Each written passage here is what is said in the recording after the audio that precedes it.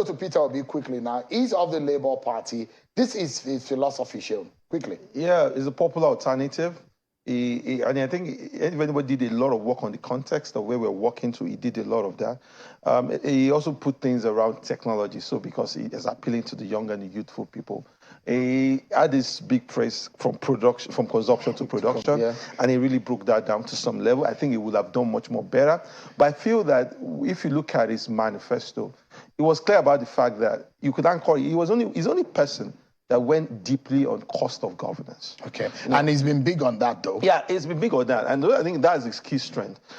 He talked about production and... But how he's going to achieve that? Because there are a lot of agencies of government, there are a lot of activities of government that are backed by laws.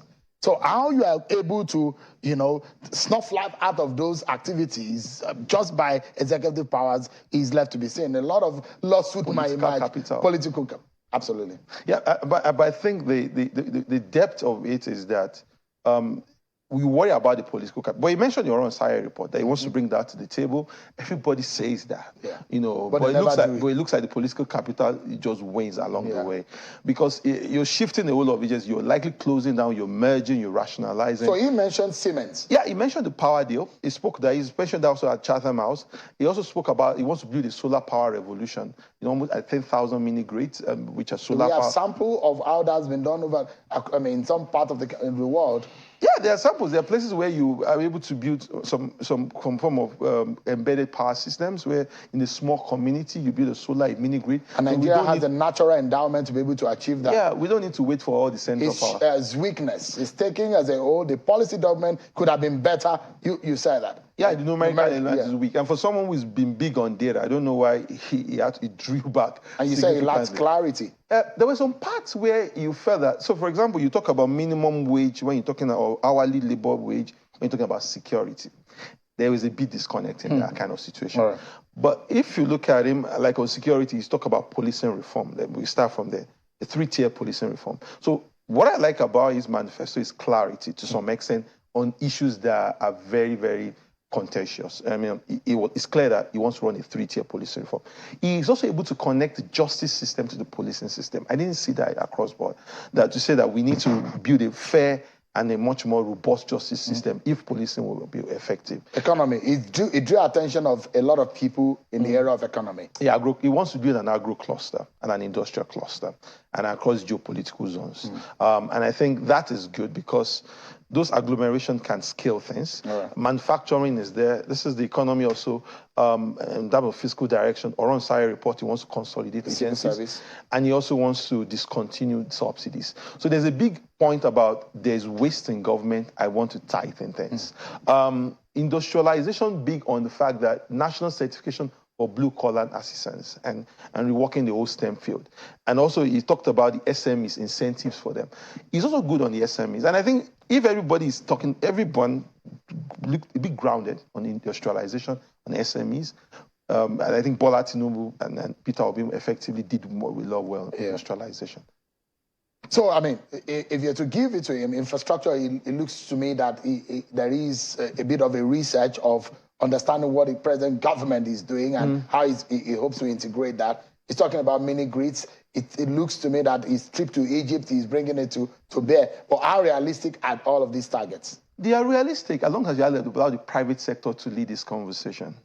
Because whatever we've been doing for over the last 20, 30 years, maybe since I was born, the centralized grid system, it's not working.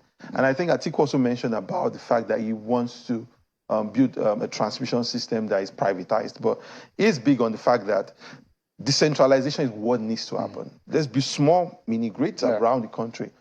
Insurance cover for 133 million people. That's a bold one. Have we seen this kind of thing work anywhere else? He wants to put 15% of the budget into health, and that's bold. Because if you have a budget of 20 trillion, and you want to do 15% of that, that's around 3 trillion health budget, for around 5 to 6%. And the fiscal adjustment you need to make for that is everything. And also do a lot of massive engineering to create jobs to grow incomes. Like I said, one would expect more data in this document. But I think it gave us his philosophy. It clearly expounded his ideology. But I see a lot of vagueness around quantifiable targets. So if you had to describe Peter Obi, okay, you've described him. Let me ask Jide to describe him. From what you've seen of Peter Obi, you've talked about Tinubu, talked about Atiku. How would you describe Peter Obi's vision generally? Well, it brings a fresh perspective, and what I foresee is that with the best of intention, let me go a bit political here. This is his manifesto.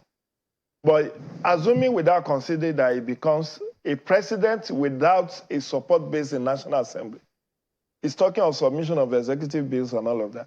Just imagine if APC retained the leadership of Senate, House of Reps, lost the presidency, then you have a president like he ruled in Anambra, the majority of the State House of Assembly were PDP, and he was ABGA, but he was able to get things done. Right. But at the national level, it may not be that easy. That political side of things exactly. needs to be the political side of it has to be envisaged. Right. Because no matter what you want to do, this manifesto cannot be run. You can't run presidency as a sole administrator.